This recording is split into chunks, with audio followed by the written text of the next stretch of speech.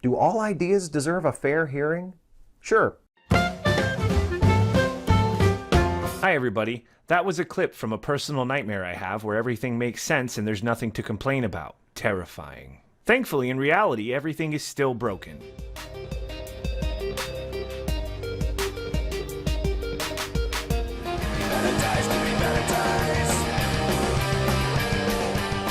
So recently, Bearing wrote up an elaborate but ridiculous troll comment about a trans woman who went to a YouTube meetup by an unnamed YouTuber that Steve had talked about before. And the comment details this trans woman being bullied by the people at the meet and the YouTuber himself, and then later being pretty brutally assaulted in a car park, Clockwork Orange style. But the story is peppered with a fuck ton of red flags for anyone, let alone people who understand the general principles that drive this community or whatever it is. Now, the most important point to this was getting Steve to say, I love me some chicks with dicks. Seriously, we needed that. But it also turned out to be a pretty clear demonstration of what Steve actually thinks of his ideological opposition.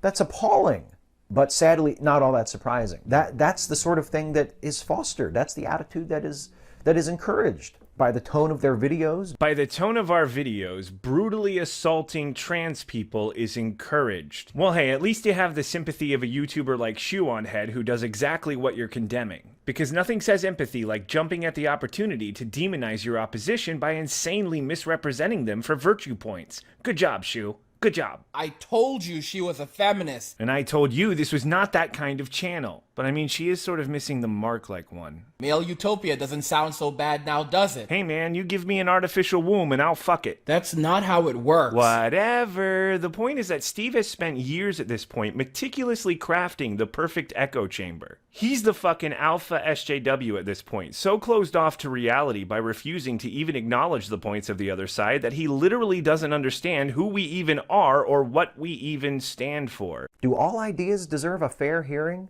Sure. But what about ideas who have had their fair hearing and have been widely discredited and rejected? Who's heard them? Who's discredited and rejected them? Does this work on a majority vote? Or are you the unquestionable dictator of this system? You're the unquestionable dictator of this system, aren't you? With the recent punching of white supremacist Richard Spencer and protesters shutting down scheduled appearances by racist, misogynist, professional internet troll Milo Yiannopoulos. Richard Spencer says he's not a white supremacist, and Milo is a gay Jew with an eternal hard-on for black guys, yet you apply these labels to them like they're objective fact. Your opinion is not objective fact, Steve. How many fucking times do we need to tell you this? For fuck's sake, cunt. I've heard many people arguing, I'm sorry, I shouldn't have raised my voice like that. It's just sometimes with the spastication, it just gets to me.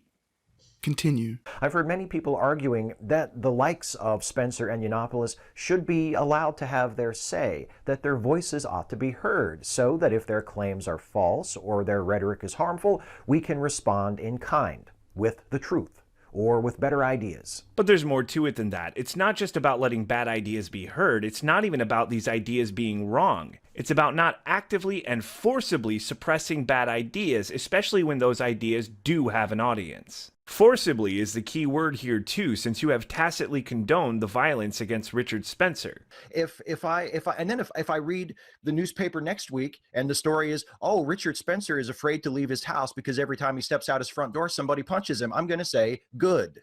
Fuck him. But of course, our videos encourage violence. The people making these arguments are, for the most part, good, well-intentioned people. Many of them are just as disgusted by Yiannopoulos and Spencer as I am. You should watch the video Fisty Splinters did on weasel words. What the fuck does many of them mean, Steve? They're motivated by their dedication to free and open discourse, to the principle that no idea should be suppressed. And in principle, that's a fine notion, particularly when we're talking about the role the government plays in regulating speech. Do we want the state stepping in and saying that there are certain things we just can't say, no matter how vile those things might be?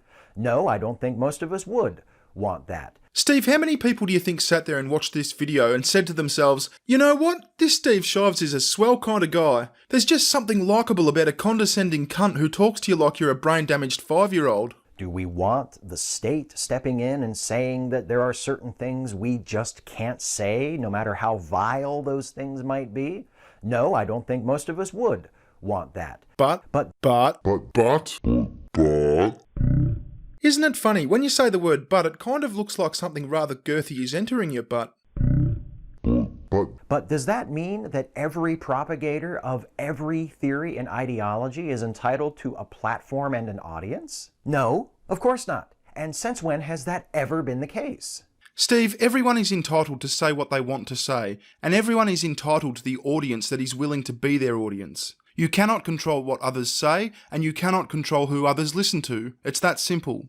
If 100 times more people choose to watch my YouTube videos instead of your YouTube videos, so be it. If thousands of people choose to listen to religious drivel at churches all around the world, so be it. And if a bunch of Republican students at UC Berkeley choose to listen to what Milo Yiannopoulos has to say, great. They should have every right to do just that. But they couldn't do that, could they? Because a bunch of fuckhead regressives like you decided that those Republican students didn't have the right to listen to who they wanted to listen to, and decided that Milo didn't have the right to speak. What a grand display of narcissism it is that this could never bite you in the ass, that under such a system you'd always be on the right side of a debate. We ignore people promoting what we have come to regard as bad ideas all the time.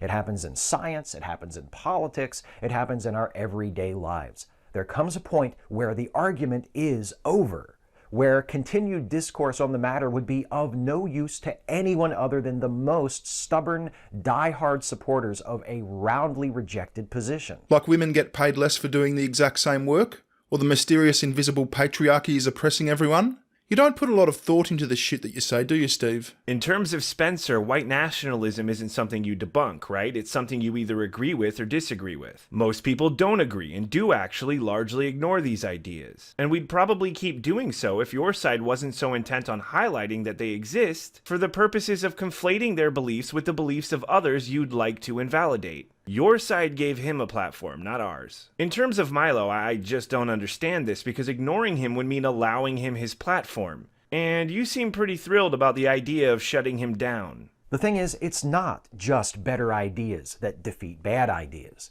My friend Eli Bosnick made this point on Twitter a few days ago. I'm saying he's my friend, but we don't really know each other that well. I like him, I think he likes me, so I'm saying he's my friend. And if Eli has a problem with that, he can come find me and I'll take care of his problem for him. How about that? Actually, no, forget that last bit. Eli and I have only met in person once and we're about the same size, and I can't fight, like, at all. If he can handle himself even stop. Steve, what the fuck is this face? Why would you ever do this face? And this stupid tangent that you're on, it's not funny or entertaining or worthwhile in any way. It's just gay, Steve. It's just gay. If he can handle himself even a little bit, that might go really badly for me. My casual acquaintance Eli Bosnick made this point on Twitter a few days ago. Refuting bad ideas with good ideas is important, but so is removing bad ideas from the discourse. Whose discourse? There's more than one discourse, Steve. What a stupid fucking statement. I might go and have a look at this Eli Bosnick fella. And when we refuse to do that, when we continue to engage with people pushing arguments that have already been refuted, we treat their bad ideas as though they were legitimate. There's a name for this, the balance fallacy. It's what happens when people see their ideas treated as though they have merit or might have merit when we already know that they don't have merit. The balance fallacy is the only hope the likes of Spencer and Yiannopoulos have for continuing to earn a living disseminating their long ago discredited ideas.